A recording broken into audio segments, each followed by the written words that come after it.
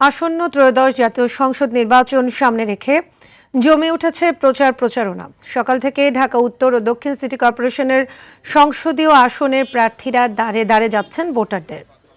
BNP, Jamaat, NCP সহ বিভিন্ন দলের প্রার্থীরা পাড়া মহল্লায় উন্নয়নের ফিরিস্তি নিয়ে দিচ্ছেন নানা আশ্বাস। সকাল থেকে রাত অবধি চলছে সভা, উঠান বৈঠক সহ নানা কর্মসূচি। ঢাকা ৪ ও ৫ সংসদীয় আসন কাজলা এলাকায় নির্বাচনী সমাবেশ করছে জামায়াত। তবে ভোটাররা বলছেন, যারা সৎ ও যোগ্য এবং এলাকার উন্নয়নে কাজ করবেন তাদের মনোনীত করবেন।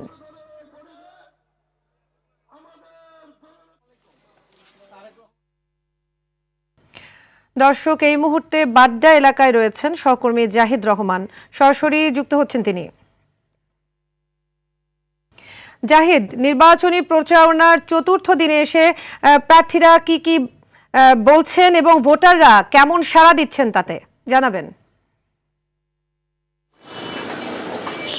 সাদিয়া, আমি এই মুহূর্তে আছি সংসদীয় আসন ঢাকা 11-তে। ইতিমধ্যেই এখানে জানেন যে প্রার্থী রয়েছেন 10 দলীয় জোটের পক্ষ থেকে এনসিপির নাহিদ ইসলাম, এছাড়া রয়েছেন আপনার বিএনপির পক্ষ থেকে এম.এ. কাইয়ুম, এছাড়া হাত পাকার পক্ষ থেকে ইসলামী আন্দোলন প্রতীক নিয়ে এখানে নির্বাচনী আসনে প্রতিদ্বন্দ্বিতা করছেন ফজলে রাব্বি মাসুদ।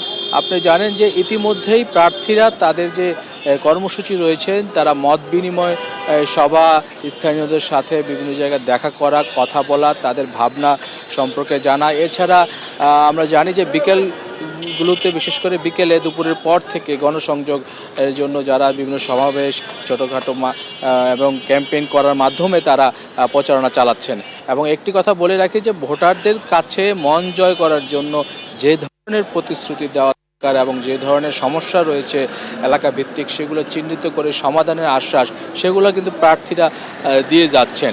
এবং প্রার্থীদের এইসব আশ্বাসের ভিত্তিতে এবং বাস্তবতা চিন্তা করে যারা রয়েছেন ভোটার, বিশেষ করে স্থানীয় নাগরিকরা যারা ভোট কেন্দ্রে যাবেন, ভোট দেবেন, তারা বিবেচনা করছেন যে কাকে ভোট দেওয়া যাবে এবং কারা এলাকার সমস্যার সমাধানে ভূমিকা রাখতে পারবেন, সেই বিষয়টি কিন্তু তারা আমাদেরকে জানিয়েছেন। এবং ইতিমধ্যে ঢাকা উত্তর যেই ধরনের নির্বাচনী প্রচারণাগুলো চলছে, সব আসনেই ইতিমধ্যে প্রার্থীরা তাদের যে বিভিন্ন কর্মসূচি দিয়েছেন এবং ভিন্ন ভিন্ন কৌশল অবলম্বন করে তারা সেখানে মূলত তাদের প্রচারণা চালাচ্ছেন এবং ভোটারদের মন জয় করার চেষ্টা করছেন। সাদিয়া, ধন্যবাদ জাহিদ আপনাকে।